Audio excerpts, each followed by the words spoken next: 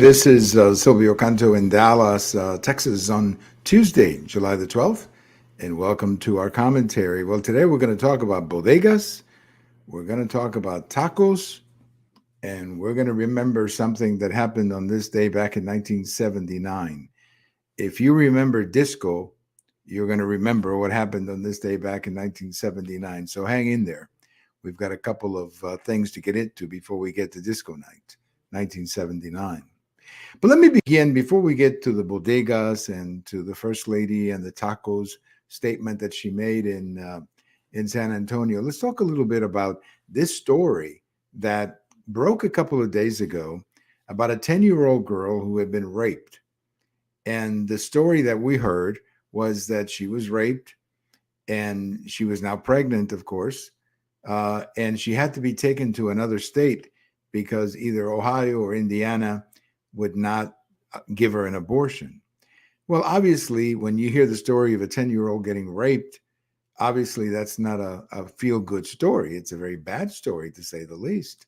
Who did it? I'd like to know who did it. I'd like to put him in jail and comfort the young girl. But the more that the story was out there and the more that people began to ask questions about the story, how did this happen? What we're finding out is nobody knows anything about it. In fact, I would argue today that there's actually a pretty good chance that the story is not even true. So it's amazing to me. I don't know what newspaper promoted this. I think it was the Indianapolis Star. I think that's the one that I've heard. But my goodness, it's pretty crazy that you would go public with a story like that. There was even, I guess, a lady abortionist who was on TV talking about it. Well, it turns out that in Ohio and in Indiana, and I think in most places, if a woman is raped, the clinic or somebody's got to call the police. They didn't hear. So it's getting more and more like what happened in this terrible story about the 10-year-old girl, starting to look more and more like this is a good example of what a very famous guy used to call fake news. Fake news. And that's what this is starting to look like. What a terrible way. I mean, if you're the abortion side and you've got to rely on making up stories like this, what's going on? Why do we have to make up a story like this about a 10-year-old girl getting raped? I think it's pretty nasty, but it's beginning to look more like it didn't happen, never happened. And that's pretty bad. I've got a post over at the American Thinker today. You can check it out at my blog, or you can see it at the American Thinker, and it may end up in Twitter. There's a fellow who always puts my posts, my American Thinker post in Twitter. I haven't met the fellow, but I'm grateful to him for doing that. But anyway, the story that, as you may remember, this is the confrontation between a 61-year-old clerk at a bodega and a 30-something guy who went after him. They were having a confrontation.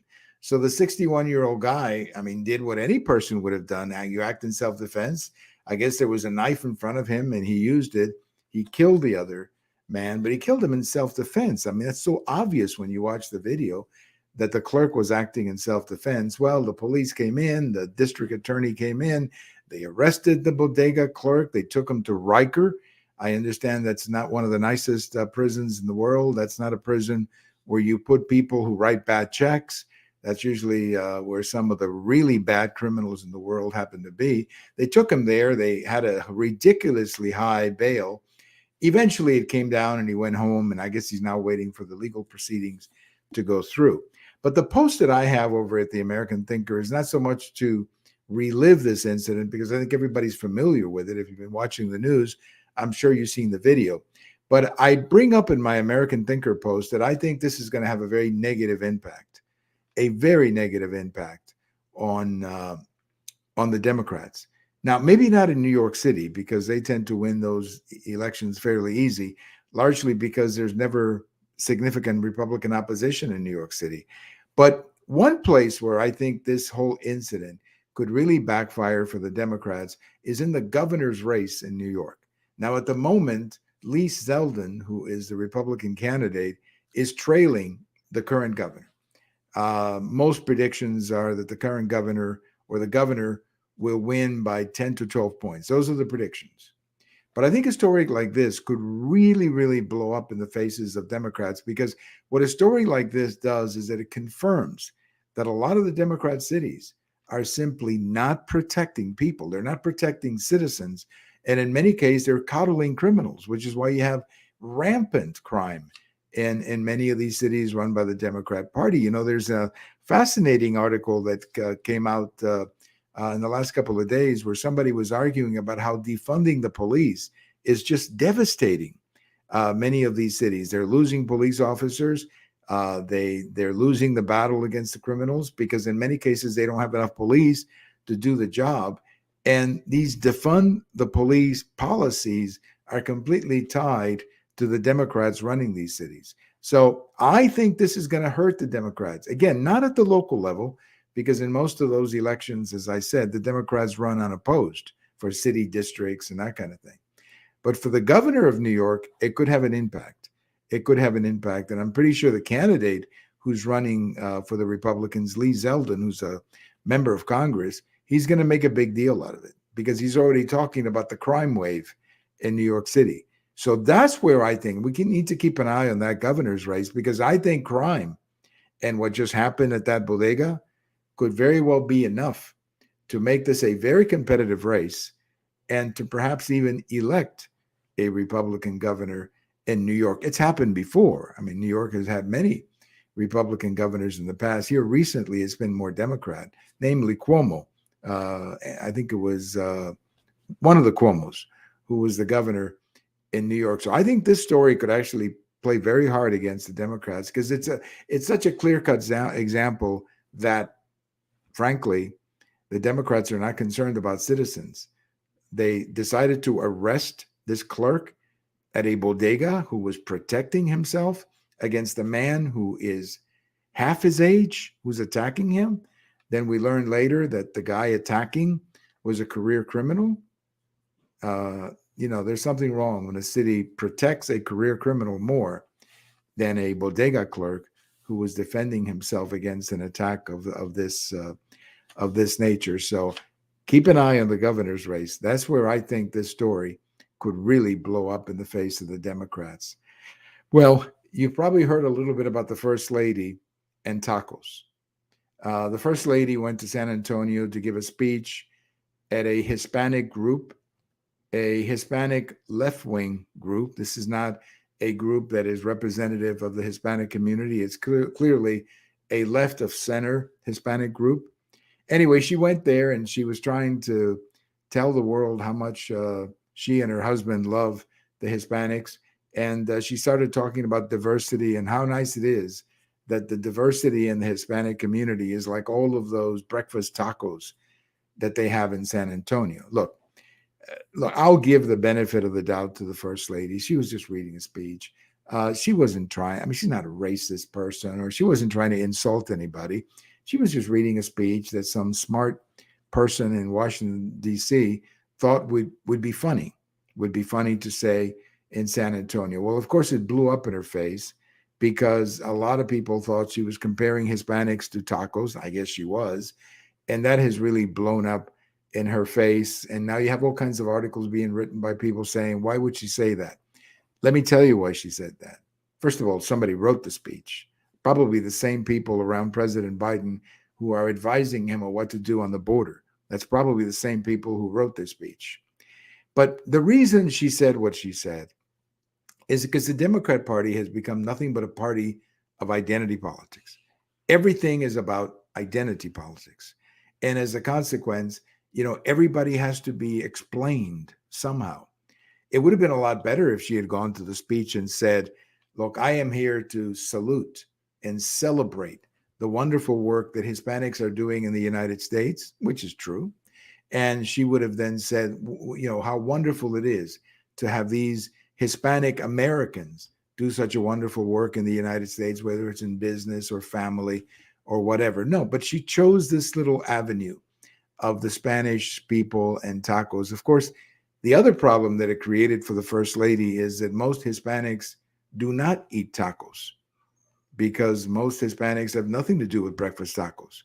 That's not something that I've never had breakfast tacos. Now, I should say I did one time. I went to McDonald's one time and they had the breakfast mac, and I said I'm going to try these tacos, and they turned out to be pretty good actually. But I don't eat them regularly, and most Hispanics don't either. I think most, if you went to Mexico and you talked about breakfast tacos, I think most of them would think you're talking about something that is Tex-Mex rather than something Mexican or whatever. So she was not trying to be rude. She thought she was being funny, but she's created a big mess, and now she's had to apologize. And when a politician has to apologize, or the wife of a politician has to apologize, when they have to say, well, we didn't mean to insult anybody, that's called damage control. And that's not a good thing. It's never good when a politician has to be doing damage control. It's not a good position to be in. Well, let's talk a little bit about something that happened on this day in 1979. If you're old enough to remember 1979, and you're old enough to remember what was on the radio, it was disco 24/7. Disco 24/7. Now, July 1979 was a year and a half after the Saturday Night Fever movie came out. That came out at Christmas 1977. But for all of 1978 and much of 1979, everything on the radio was disco, disco and disco. Literally, you could scan the dial and find nothing but disco and disco and disco, and especially in the FM dial, because FM was coming into its own back then, and you had more and more music stations on FM, and it was all disco, disco all the time. And to say that it was being saturated is perhaps an understatement. So there was a DJ in Chicago who persuaded the Chicago White Sox to have a special celebration between the doubleheader. They were going to be playing a doubleheader that day, the White Sox against the Tigers.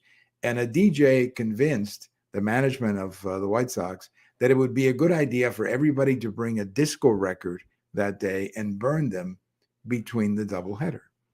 So you had thousands of people, of course, in the stands there to participate in this big incident. And they, of course, had 45 and LPs. And these LPs and 45s were flying all over the stadium, because obviously people were there to burn disco. They were not there to watch a ball game. So they finally had the celebration at halftime. The whole thing turned out to be a disaster, a total, complete disaster. And they had to shut down the game. The police had to shut down the stadium. It was absolutely, absolutely a mess. Such a mess that the two games were forfeited. That means that the White Sox lost both games. And obviously, the police went to, this is when Chicago had a responsible police chief, I should say. They went to the White Sox management and said, forget it. You cannot do this kind of stuff again. So this whole burn disco night became a real nightmare for the White Sox. And for, I guess, the DJ who did this got a lot of fame and fortune out of it. I think he wrote a book. But the whole thing turned out to be a disaster. Disco night. At this is the old Comiskey Park on this day in 1979. What a mess that turned out to be. And I was there because a friend of mine had given me tickets. We were on a business trip, and this gentleman that I was with, I was the younger guy in the group, and he knew that I was a baseball fan. So he said, hey, I got tickets to go to the White Sox tonight. I said, great. I love to see Comiskey Park, one of the classic parks of baseball history. But we never got there. We took the train from the hotel to Comiskey Park. When we got out of the train, we were walking to Comiskey Park, and the police said, what are you doing here? Oh, we're coming to the game. No, there's no game. Go home. There's no game. We're canceling the whole thing. So, yeah, we took the train back, got back to the hotel, sat at the bar, and we were watching on TV what was happening at the ballpark. It was a total, complete disaster, and it was called Disco Night on this day in 1979. So there's your disco story for the week. There's your disco story for a week. Disco Night, Comiskey Park, 1979. Here's the funny thing about it. Comiskey Park is not there anymore. I don't think you find a lot of disco records anymore unless you've got a father or grandfather who lived around that time. But the memory of Disco Night will forever be in the city of Chicago. And, of course, the White Sox, who had to refund a bunch of tickets that night. They had to refund every ticket that night. It turned out to be a real problem. In financial problem for the White Sox as well. So there you have it. Disco Night 1979. Thank you so much for listening today and for watching. I want to say hello to a good friend here who says he's from San Antonio and he likes breakfast tacos. Great. Breakfast tacos are great, my friend. But you are also right in your other comment that you say the Democrats are all about identity politics. That's exactly right. And that's why they're in trouble with the Hispanic community, because Hispanics, or nobody is really into identity politics. We are beyond that point. We want to treat people, Martin Luther King had a great line: judge my kids by the content of their character, not the color of their skin. I think too many people in the Democrat Party now have become the anti-Martin Luther King, and they want to judge you by the color of your race or your last name or whatever. That's not the way it works. Judge me by my character. That's how it should be. Thank you for listening. Have a wonderful day, and we'll talk to you later. Bye-bye, everybody.